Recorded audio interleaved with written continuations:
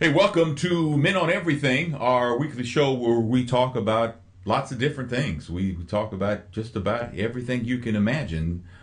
I'm Tony Scott. There's Troy Johnson at the studios of WHUR in Washington, D.C., and Mark Clark at his new business, Ironings Are Us. Four shirts for $1. Man, that bed is made up. Yeah, them sheets are tight. Nice, You man. can bounce a quarter on that thing, man. Yeah, You man. know, now that I'm away from my family, I must maintain a neat place. Mm, Yeah. Yeah, okay. Just got back from room service. I see. Yeah. Maria, Maria. Senor! Senor! I'm sorry, Dios mío. Man, in the last few days there have been so many things going on. I guess we can start with Michael Brown is the 18-year-old in Ferguson, north of St. Louis City, and shot dead. Originally called shot 10 times. Now they're trying to spin it as multiple times by a police officer whose name they were going to release today, and then they decided not to. They were going to release it. They said for legal reasons they had to, but then they announced this morning that they were not going to release his name. And I got to be real honest with you, I'm kind of glad that they're not releasing his name, just for the safety not only of him and his family, but the safety of other people in the city, because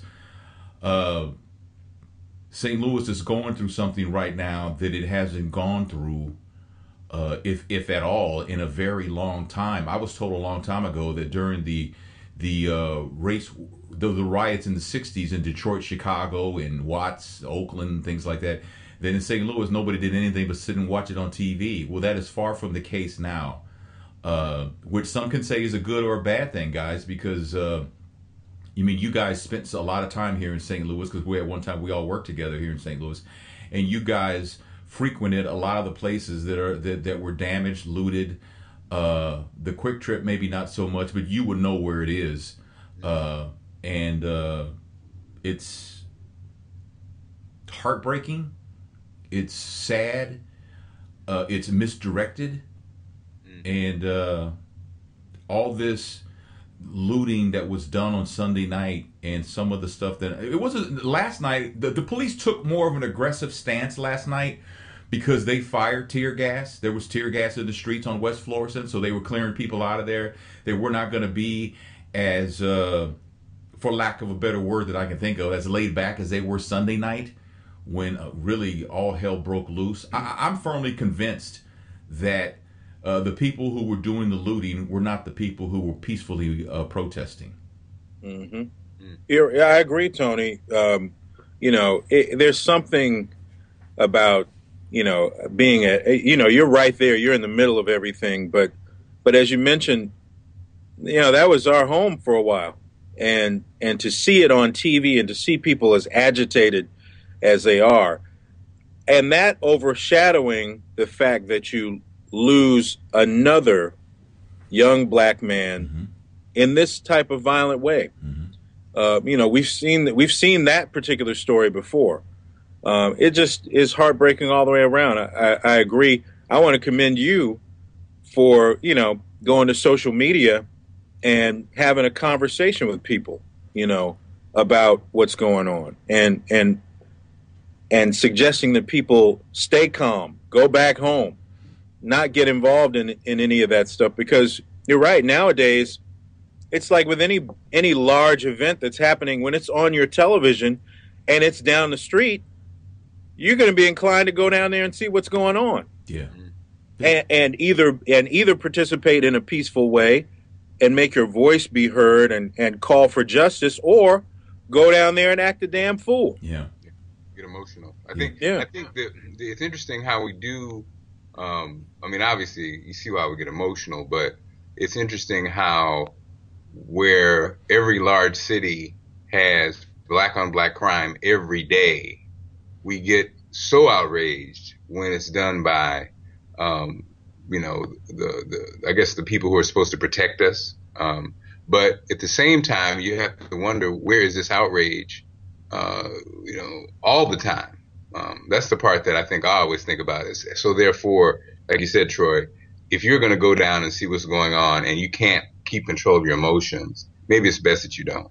Maybe it's best that you let other people do that, because we can't afford to have more people killed. We can't afford to have, you can protest in a way that has nothing to do with physical at all. Now, especially with social media, you can systematically demand things on social media through, really just doing that. It's just systematically attacking.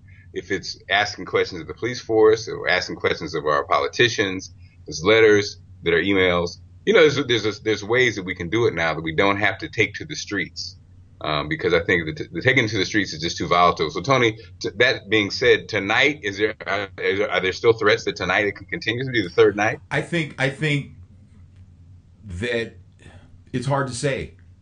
I can tell you that yesterday, one of the things that, and I talked to people yesterday, we were fearful of nightfall, of what it was going to bring. And yes, there are going to be people out again tonight. And yes, there are going to be angry people out there tonight. And yes, there are going to be people who are looking to take advantage of the situation like they did Sunday night. Yeah, it's going to happen.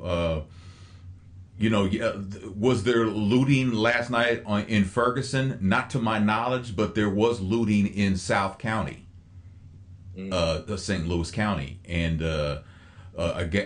carloads of people got out of a car and they trashed and looted a shoe carnival, a shoe store, a family shoe store, and took things. And the thing is that people. People are going to do what people are going to do, right? I mean, we're never going to have, this was going to happen. I mean, anybody who didn't think this was not going to happen is not being honest. But the stupidity, and I'm not talking about the crime itself, but afterwards, people posting, I got shoes in all sizes, here's my number on Twitter. People posting similar things on Facebook and stuff like that. What the hell is wrong with you, man? What is wrong with you? Do you not know? And then Sunday night, the Fox affiliate here, Fox 2, KTVI in St. Louis, was on it late into the night. And, live shots of looting that was going on, cars that were pulling up, license plates that were being shown. There were a handful of people who took the license plate off their cars, which means that it was premeditated. I don't know what that'll mean in a court of law. But they also there was a Hibbett sporting goods store that people were going into looting. And while they were in there, because some people, they just grabbed stuff and left and ran, right? Clothes, shoe, whatever they could get into their arms, they grabbed and left, okay? For lack of a better way to explain this, those were the smarter ones. I guess there were 5 or 6 of them that were in the store. I guess they were looking for their sizes. Because they were in there for a while, and I'm talking about, it was a live shot, right? And then all of a sudden, 2 police cars pull up, and they go in, and they had them all down on the ground. Now, 2 of them did manage to escape, and we saw them escape. One guy tried to do the same thing, but when that police officer put his hand on his hip, that dude threw his arms up and got down, and then more officers came and they handcuffed him and took him away. I think they made over 30 arrests Sunday night when they finally decided to do something. But while things were going on, West Florissant going north, which is one of the main streets in Ferguson, they had made their way up to Delwood and were headed. People were worried about the Walmart, because Walmart, I don't know if that particular one does or not, but Walmart is known to sell firearms. So that one, I guess the police decided, we're going to land on this spot. This is going to be ground zero for us. This is going to be our headquarters, tonight. So they protected the Walmart, but it was moving up, and it was quite frightening to see, and then you see people broke into a beauty supply store. You could see them on TV, women running down the street with bags of weave. And it's like, Lord Jesus, Tony. This is what's important to you. The essentials. Yeah, this using the murder of Michael Brown was your come up. Mm-hmm. And you're gonna be able to sleep and look yourself in the mirror with this. And you know what the answer to that question is? Yeah, they are, because the people who do things like that, they have no regard for anyone but themselves. They're not worried about that. The fact that a family, is grieving for the loss of their child, and they have to stop their grieving, stop their funeral arrangements to tell people to act sensibly, to have to call for calm because this is not what Michael Brown stood for. Right. I mean, I'm just there are a range of emotions that just come to mind, but if I just feel so sorry for that mom and dad and grandfather, and we're talking about a blue collar Midwestern town, just people trying to get by and do the best they can, and they pinned a lot of hopes and dreams on their son, and he was trying to do the right thing. I was a friend of mine who I consider a friend, who I've interviewed for social media, was teaching a class at the school where Michael Brown was supposed to start yesterday. And while she was calling names, basically checking roll for the first time, it dawned on her that he was supposed to be here this morning. And when I read that, it just gave me chills. I'm getting chills now, even telling you about this. This is this madness that's going on now. The police, Ferguson police, turned the investigation over to St. Louis County Police.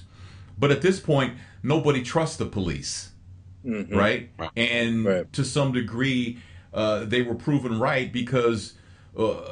Let's just call it what it is. The bullshit reason they gave us on Sunday morning just didn't make any sense to me. It's like, okay, you're saying that Michael Brown, there was a tussle near the police car. Now my question is this, and I'm not in the police car. Yeah, and a shot was fired allegedly in the police car. But my question, I'm never ever been in law enforcement. I've talked to lots of police officers, not about this specifically.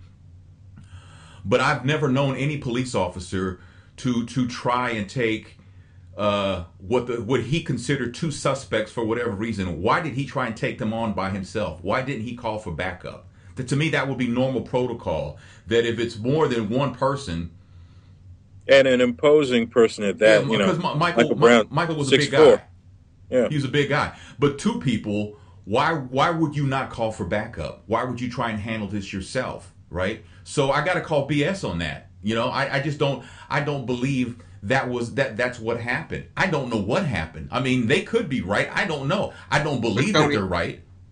But Tony, so the witness said, so that was the story that the police told at first, right? That's what they said.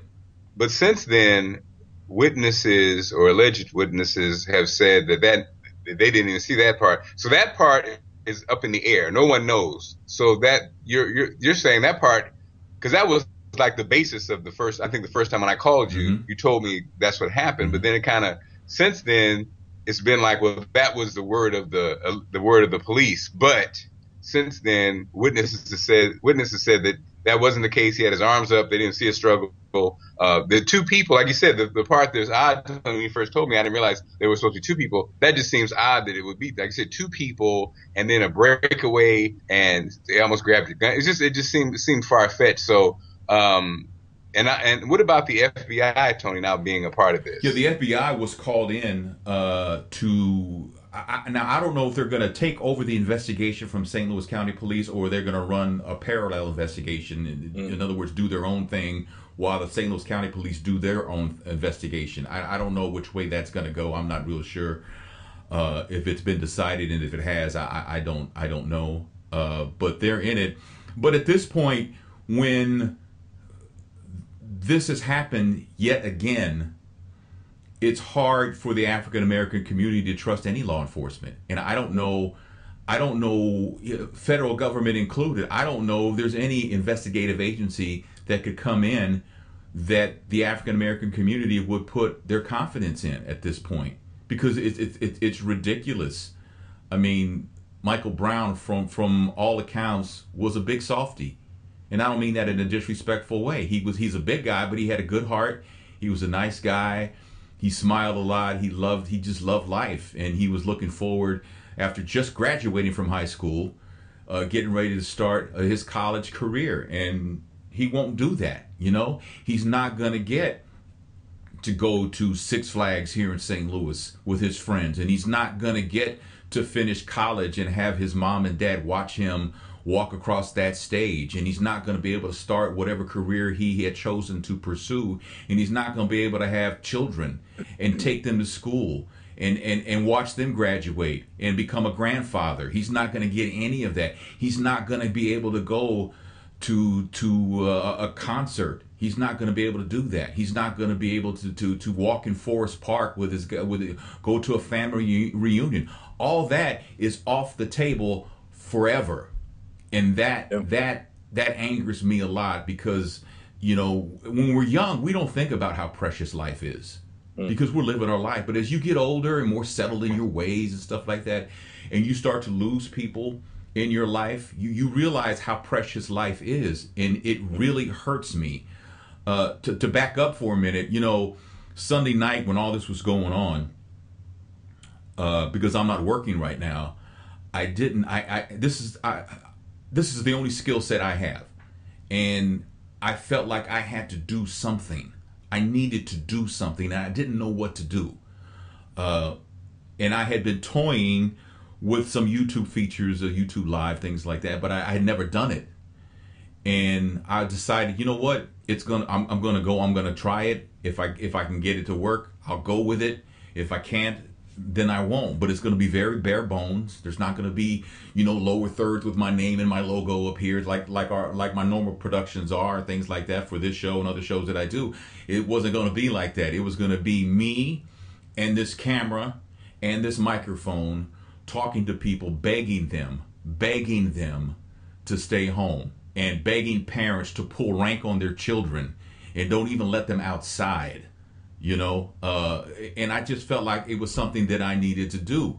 Now, last night, I was getting messages like, "Where are you?" And someone sent me a message and says, "Your silence is deafening. This city needs you. You need to do what you did last night." So I did, and I have had 3 messages today saying, "Are you on tonight?" And I guess that's a sign that I need to be on tonight. You know, yeah. And the first night, Sunday night, I was on for over 3 hours. You know, begging people, because this is my community. This is my city. This is my, you know, I moved here in 1989 and have told people how much I love this town. And in a perfect world, this is where I want to spend the rest of my life. Now, my employment status changed, and I don't know if I'm going to be able to stay here the rest of my life. I may have to go where there's opportunity. I don't really want to, but I may not have a choice. But in a perfect world, this is still where I want to be.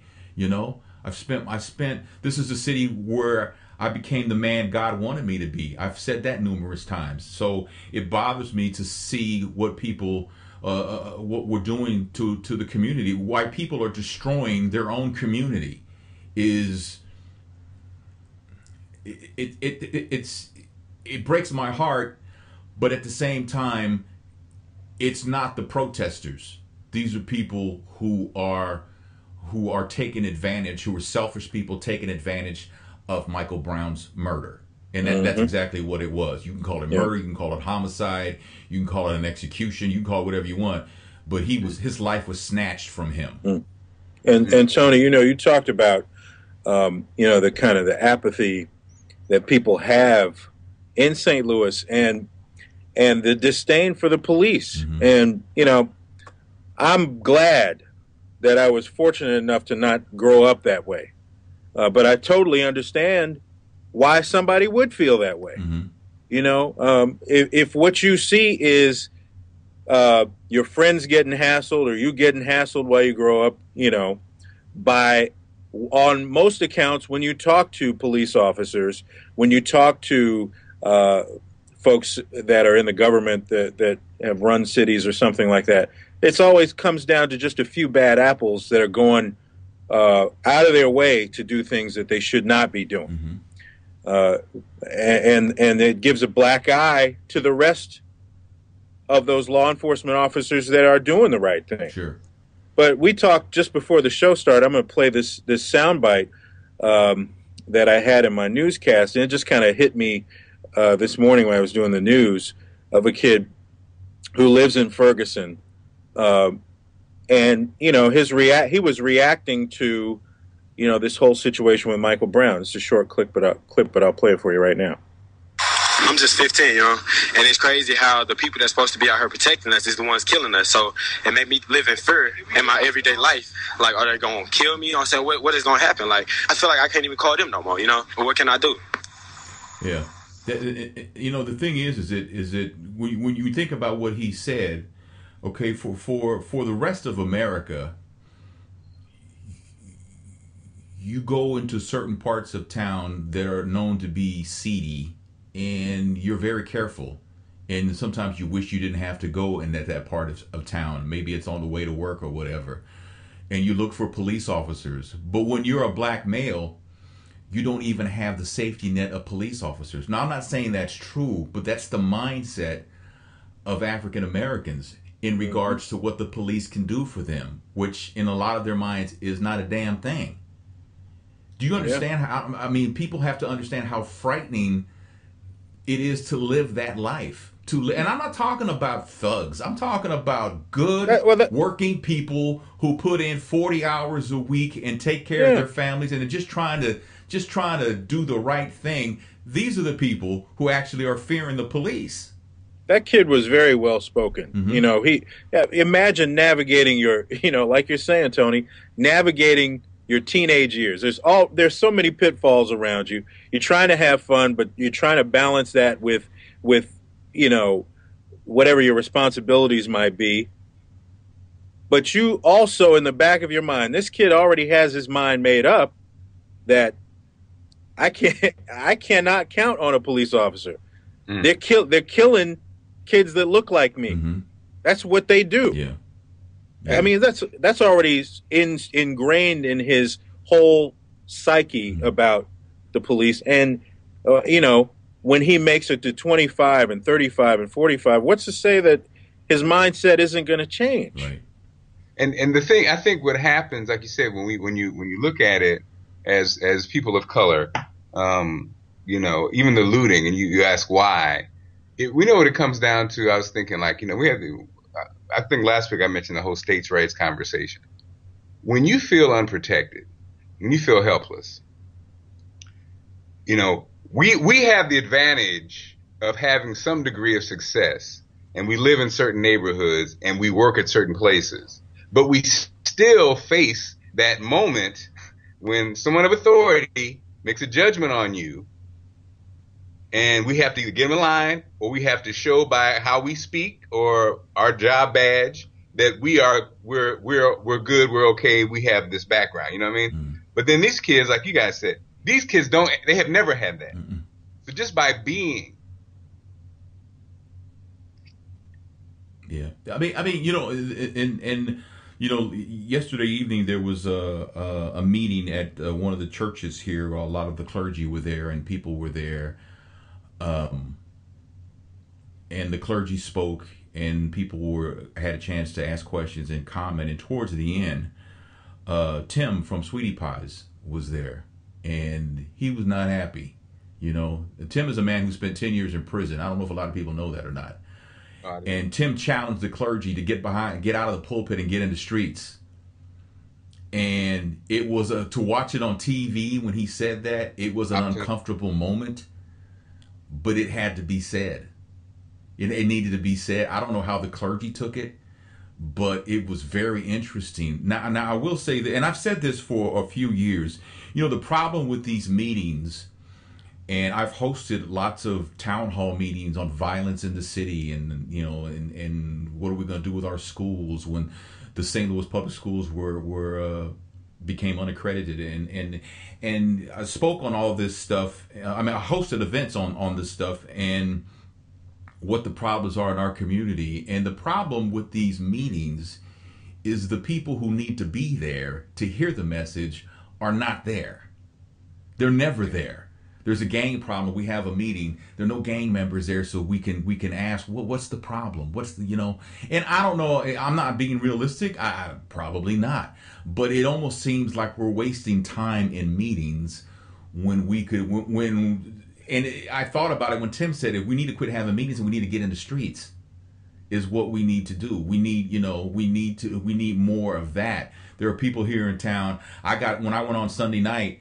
On YouTube, I got called a coward for telling people enough, to stay home and to be peaceful and stuff. And they were like, "You're a coward. You're a coward because we've marched enough and we protested enough. Now is the time for action." And to me, so now you're telling me you're tired of marching, which I understand, and you're tired of protesting, which I understand. So now you want more blood in the streets. This is what you want. And they said, well, in other countries they would have no problem with that. Well, yeah, but in other countries, they have no rights. They have nothing. They literally have nothing. So they have nothing to lose. How the mentality of African American men, because someone posted over the weekend that we're killing each other because we have no value. We see no value. How they got young African American men and got into that frame of mind is what needs to be addressed. And we need to ask these young African American men. We need to quit having symposiums and town hall meetings and talking to each other. It's like we're giving each other a hand job. You know what I'm saying? We need to get out there and ask these kids, what's wrong? What's wrong? What can I do? I mean this. What can I do? What is it that needs to be done that would cause you to change your mindset? And if they say nothing, you can't do a damn thing, you need to keep asking. Yeah, like you said, you have to get out there. I did a program at the juvenile justice system and for 9 weeks, and it amazed me how, first you come in, first couple of weeks, maybe 3 weeks, you don't even feel like they're even listening to you. Right.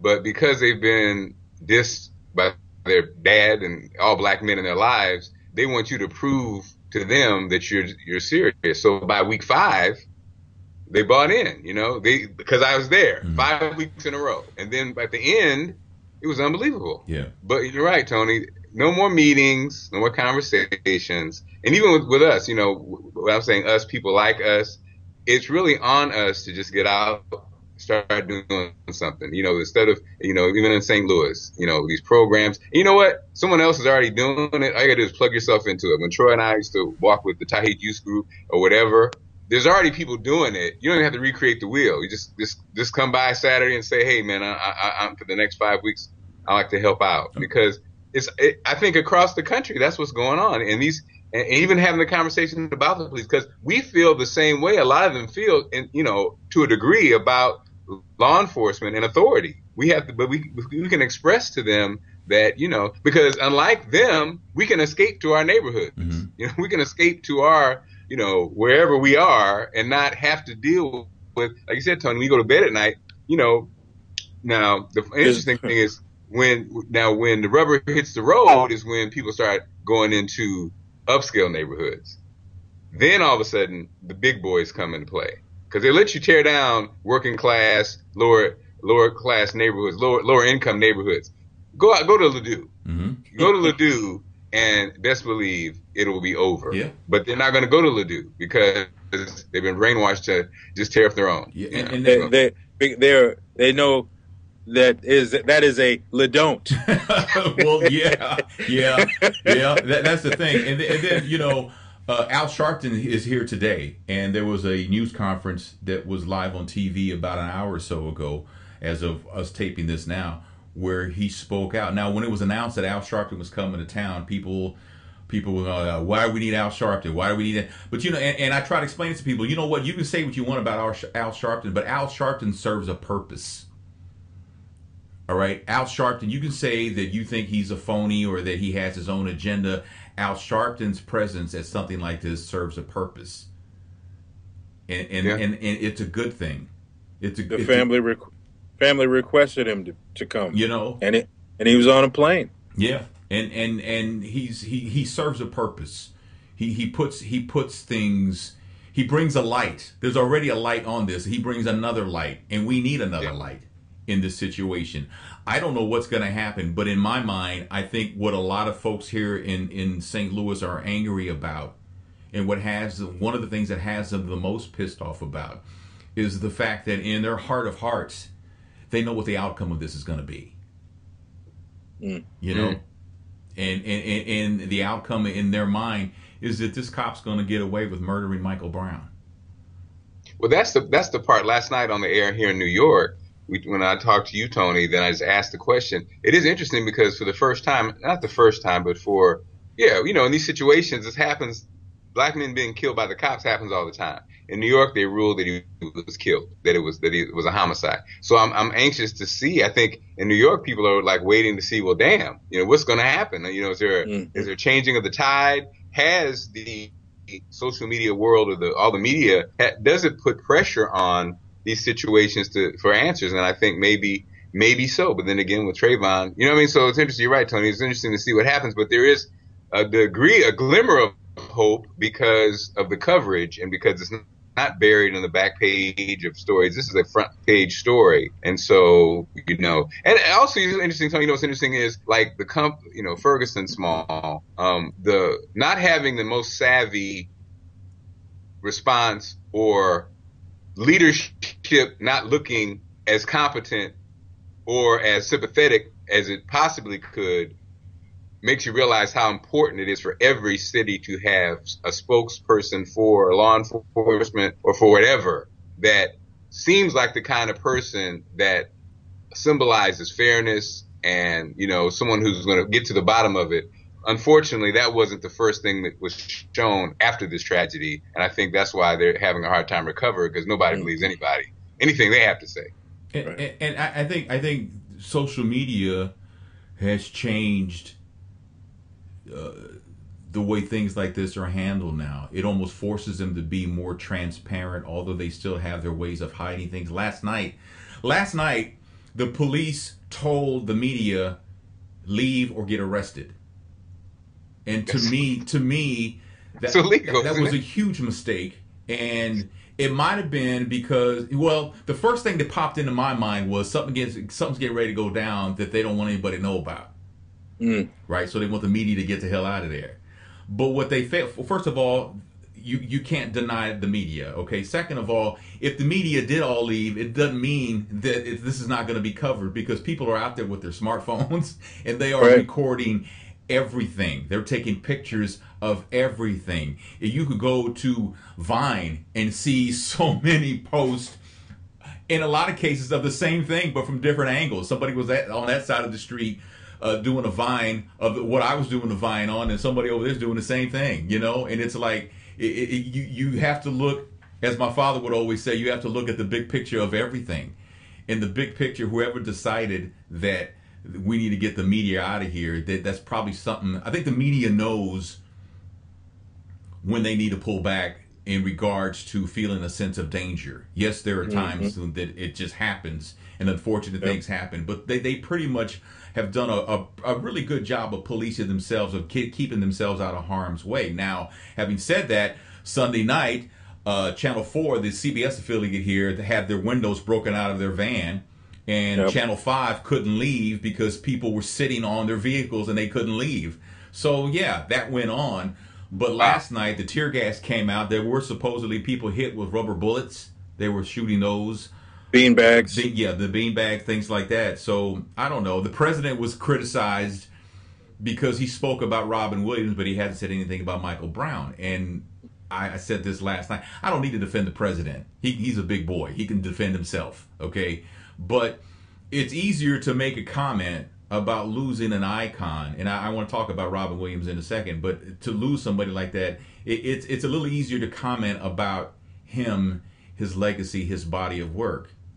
When you're going to comment about Michael Brown and the murder of Michael Brown, and you're the president of the United States, you have to choose your words very carefully. And it's developing, yes. And it's it's a developing story. Robin Williams is gone. He's dead. I'm not trying to be insensitive, but he's gone.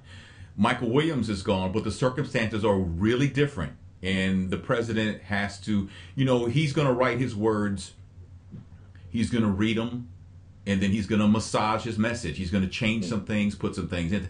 For a message about the Michael Brown situation, that requires a little bit more effort, a lot more information.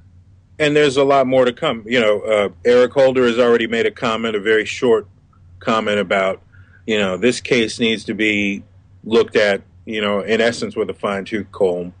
It deserves the attention of some good investigation, is basically what he said. Mm-hmm. But you did have the Attorney General of the United States make a comment. Right. So, you know, that's step one. I'm sure Eric Holder will make additional comments, and we're just getting at the beginning of this. Mm-hmm. So the president will likely make a comment, you know, when the time is right. Mm-hmm. Let's put it that way. I mean, he spoke on Trayvon Martin. Yeah. You know, when that happened, it took a while, but he spoke on it, and what he said was touching. It was real, and I appreciated it. You know what he said. So it'll be interesting to see what happens here in St. Louis when the sun goes down tonight. I'm still frightened for sunset tonight. Mm-hmm. So I was going to say one more thought on the president. You know, at this point in his presidency, when he's been focusing on young men of color, with the initiatives and programs that he's trying to put in place, you know he's going to likely make a comment that's going to tie all of those things together. Yeah. Now, Robin Williams, who I remember, you know, Mork and Mindy began on Happy Days back in the 70s when Mork was at the front door of the Cunningham residence and Fonzie opened the door. And from then on, it was on. Robin Williams was a comedic genius. We knew Tony would remember that. Yeah. But I mean, Robin Williams was on a whole nother level for many, many years. Robin Williams also battled depression, which ultimately took his life. Robin Williams hung himself, and Robin Williams slit his wrist. Robin Williams wanted to go. Robin Williams was miserable. And unless you are in the darkness that is depression, it's kind of hard to understand why he did what he did. I understand it. And I'm not going to lie. I mean, in my life, not just in recent months, but in my life, I've had those kinds of lows where that in my mind was on the table, but also in my mind was not realistic. So I haven't, obviously, and I haven't even tried it, and have no desire to try it. But to be honest, yeah, it's been on the table. I mean, it's something that I battle.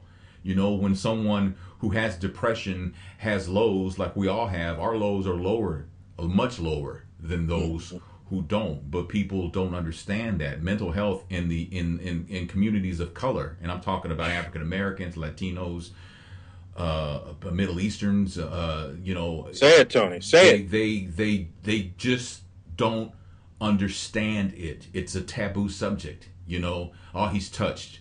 And they just put him in the back room and close the door and turn the TV on. And every once in a while you'll hear somebody go, hey, hey, hey, and the people laugh.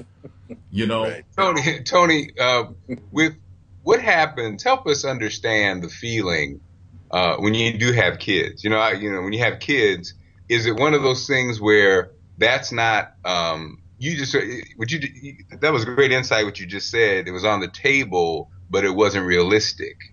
But you understood, you got to the point where you understood that it's not realistic. So what happens with the kids when you're in that dark place and having those thoughts? How do people who are suicidal, who do suffer from depression, do the kids become a non-factor?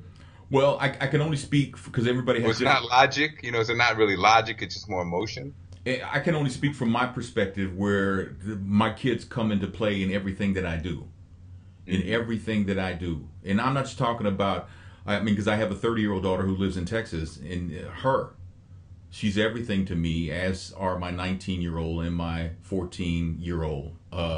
So that means everything to me, my relationship with all three of them is everything to me. So in my mind, at the points when I've been that low, and it hasn't been that often, in my mind, it's like I can't do this to them. I have to endure this pain because I know it'll get better.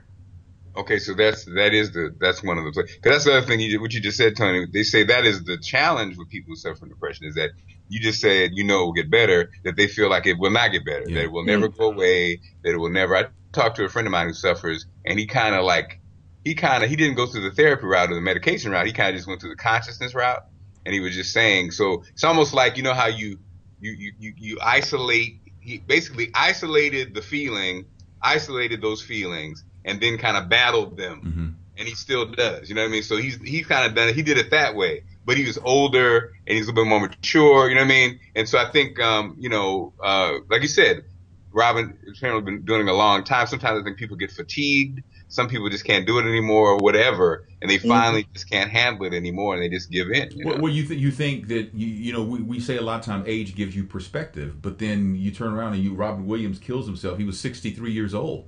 Right. So it just depends. Everybody's different. Everybody's lows are different. Our lows are probably, like I said, are lower than people who don't have this. Before we went on today, I had an interview with a fascinating woman who has a book, and after our interview we were talking, because during the interview I had mentioned that I battled depression because she's bipolar, and she told me that you need to quit saying that you battle depression. You need to quit putting those words out there. You have depression, you suffer from depression, but don't put it out there like that.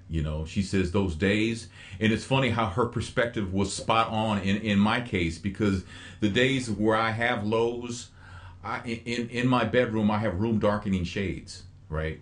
Because I used to do a morning show and I would take a nap in the afternoon, so I had to have the room dark, right? And on those days I stay in that room with the shades down, right? And I hadn't even told her this, but she says on those days where you just want to be under the covers, she goes, those are the days where you need to get out of the house.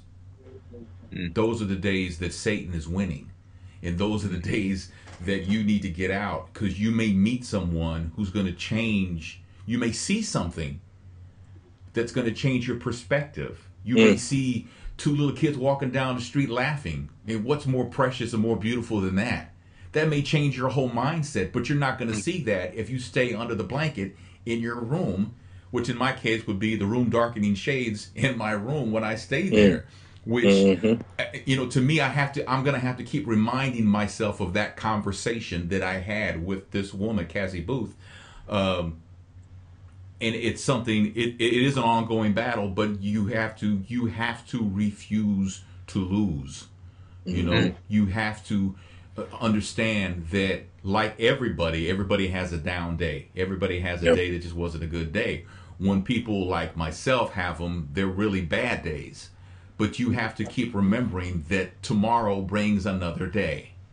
And I think in the case of Robin Williams, obviously I can't speak for him. I never met the man.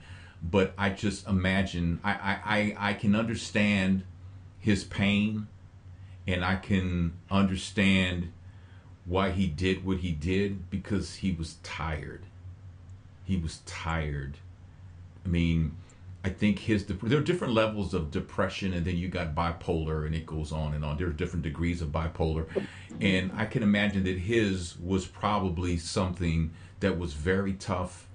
And he was just, I mean, when you factor that in, and then what he did for a living, and the pressures of traveling and movies, and then the drama in his personal life, he married 3 times, and alimony and things like that, and then his addictions to alcohol and drugs and stuff like that. That just, that wears people down, and he was probably very tired. When you think about this for a second, Robin Williams wanted to leave so bad that he hung himself and he slit his wrist. That's what they said on TV an hour ago. He did. He was going to go one way or the other. He had to go. And his daughter released a statement saying, "I love you, I'll miss you, and I'll keep remembering to look up, because I think she understood her father. You know, Mhm. she understood her father, and it's painful. I can only imagine it's painful. You know, it's like going back to Michael Brown. You know, people say, I understand what they're going through. No, you don't. You have no idea what they're going through. Even if you lost a child in a similar fashion, you do not know what they're going through because you don't know the relationship they had. You don't know. I'm not saying it was better than what you had with your child who you lost, but it was different. You know, and so we have no idea what these people are going through. We have no idea what Robin Williams had been going through for 63 years. You know, it wasn't until I went to see a therapist that I realized that I've been suffering from depression my entire life. You know, up to that point that I went on medication. You know, but I didn't realize it because I thought everybody was miserable like me. I thought everybody was always angry at the world. And you know, the don't F with me mentality. You know, I always thought I thought everybody was like that, and I didn't realize that. You know, Well, Tony, you know, Todd Bridges called him a coward. What's your take on that? Todd Bridges probably, who also had drug addiction, and probably suffers from it. He called him a coward because he left his kids. Well, you have to be in Robin Williams' shoes to understand his actions. It's easy for us to call somebody who killed themselves a coward. It's easy to do that. Was Robin Williams brave in doing this? No, I'm not going to say that. I'm not going to say that. The only thing I can say is I understand to some degree his struggle. And I hope that he rests in peace. Because I remember a few years ago, a friend of mine committed suicide. And I remember going to the funeral home and seeing her in the coffin. And she didn't look like anybody else I had seen in the coffin. She didn't look at peace. She didn't look peaceful. You know how when people are, when they die, you see them, they look peaceful. Oh, he looks so peaceful. She didn't look like that. You know, and I pray that Robin finds some peace. To call Robin Williams a coward for committing suicide is really a chicken shit comment to make, to be quite honest. You know, and it's unfortunate that someone says something like that, but you know, you're entitled to say what you feel. So. I think, Tony, you hit on something. I have been trying to bang this drum home for years about mental health. And you hit on the key notes about people thinking, you're going to a therapist, that something's wrong with you, or, just being goaded into feeling like you're less than what you should be because you're trying to get some help. And or not making time for it, or trying to compensate, and it just doesn't work. No. But now there are so many avenues for people to get the help that they need, to have a conversation. Not, obviously suicide prevention lines and all that stuff, but you can also go see a therapist. Cost is not a factor in many cases, because it's that last bastion. There are too many things that happen in this country. There are too many. We've seen people going home, getting a gun, and coming back to work and killing up everybody, or taking out their family, because there's some mental issues that aren't being addressed. And it would bode well for us to embrace those opportunities that we have to get therapy and to have these conversations, because there's so many qualified people to have the conversation with if there's something that's bothering you. Yeah. And I mean, it just can't be stressed enough. Well, as you guys know, I have always been open in dealing with depression, and my attitude was always once the difference between being on medication for me, and I can't speak for anybody else, and not being on medication was the difference between day and night. And I think, like, Mark and I did a morning show together for a long time, and it was right at the time that he started working that I started addressing this issue. And he could probably tell you the difference between what I was and then before medication and what I was afterwards. But I say all that to say that in my many years of discussing this on my radio show, I can't even count the number of people who have come up to me. Grown men have come up to me, pulled me to the side. I thought they were going to punch me for something that I said. Maybe they called in and I was made fun of them or something like that. They cried and they hugged me and they thanked me for saving their lives, and they thanked me for things like that. I had a coworker, a former coworker, who reached out to me and was really having a tough time, and suicide was on the table. She told me this. She was considering it, and I recommended my therapist, and she wasn't working. She didn't have health coverage. She didn't have any money. And I told her, don't worry about that. So I called my therapist and told him, I got someone I need to send you. I said, send me her bill. Right? And I told him the situation, and he never charged her. He never charged her. And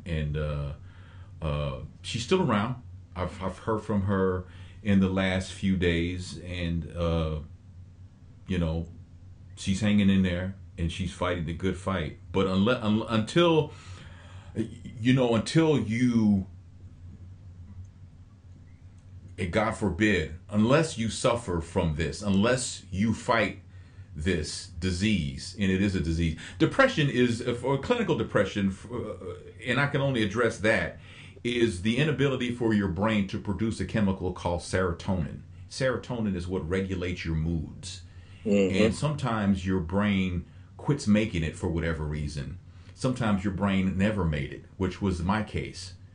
And so you take medication that jumpstarts the making process of serotonin to help regulate your mood. And so it's a disease. You're not crazy. We like to make fun of ourselves. I do, because I find humor in a lot of things, but that's who I am. But people, unless you've been in that battle, your comments as insensitive as calling somebody a coward for committing suicide is stupid. It's irresponsible, and it really shows what kind of man you are when you do something like that. You've battled your own demons. Nobody called you a coward for having a drug problem. No one ever criticized you for that, to my knowledge. And if they did, they were wrong, like you are now, Todd Bridges.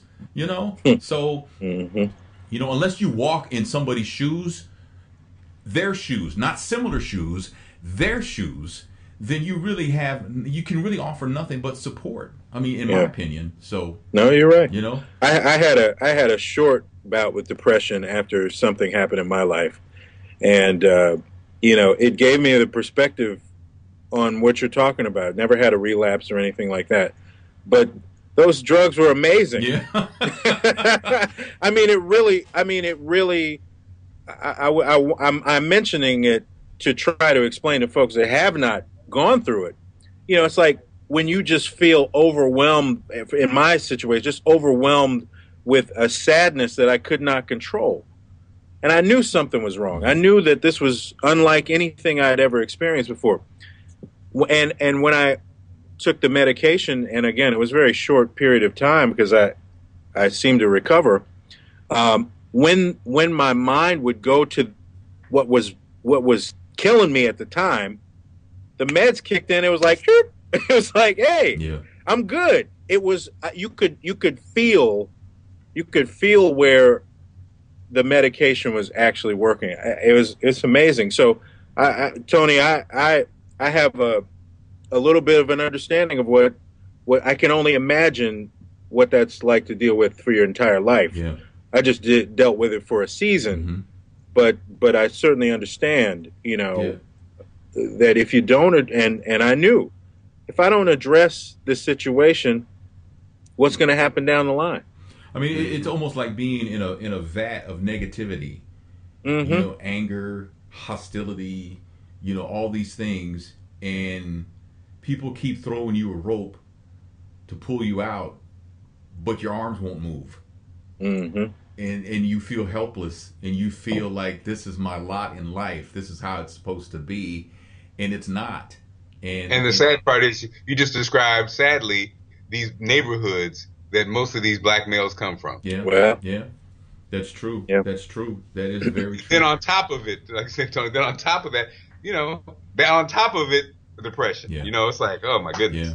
Yeah, it's sad. So we're at about an hour, so we'll wrap up. This is it was kind of a different show today because of what's going on in St. Louis and what happened with Robin Williams, and just something that I think we needed to spend our time on. So we appreciate you watching. You can give us a thumbs up and subscribe and share it as much as you can. Maybe this will help someone put some things in perspective. I don't know. If you think it, we'll send it to them. It don't cost anything. It's free, and I appreciate you watching. All right, we are Men on Everything.